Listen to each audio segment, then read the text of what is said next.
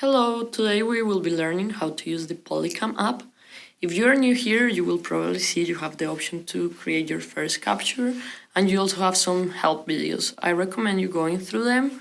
We are gonna watch one that will be relevant for what we will be doing today. Polycam has two capture modes, LiDAR and photo. LiDAR mode is great for capturing spaces. It uses depth data provided by the LiDAR sensor to generate a reconstruction directly on your device, usually in a minute or less. Photo mode is usually the best choice for objects where you want a lot of accuracy and detail. It works by taking a sequence of standard photos and uploading them to a more powerful computer which creates the reconstruction. When it finishes, usually in about 10 minutes, you can access the capture on your device. And for create a new capture, you can tap the camera icon on the right bottom. I have a device with a LiDAR sensor, but not all devices have this LiDAR sensor, and also we are capturing a small object, so I will use the photo option.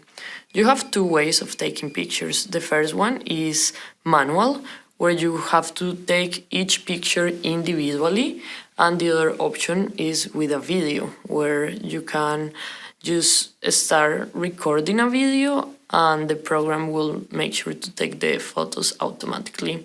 This one is faster, so we're gonna use it. The only thing we need to do is to press play and start moving very slow around the object.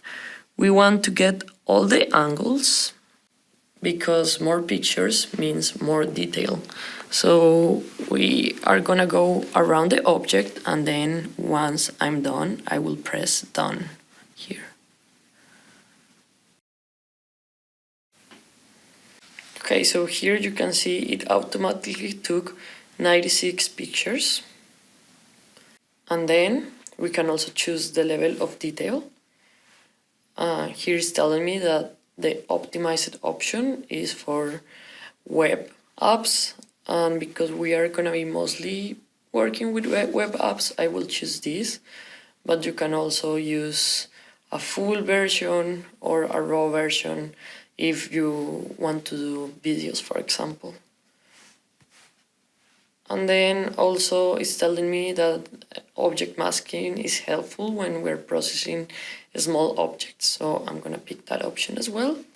And then I'm just gonna go to upload and process. It will take some time to upload, and then once it's processed, you can see it on your main gallery. And you should get a notification once it's done and ready to review.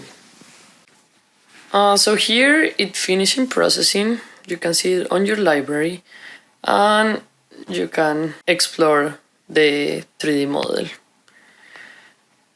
If we want to use this on different applications, we go here to download, and you can see the GLTF option is the only one available because we are using the free version, but this should be enough to work with other web apps. You can download it from here, and then you can save it on your device or email you a link so you have access to this file in your computer and you can use it on different applications.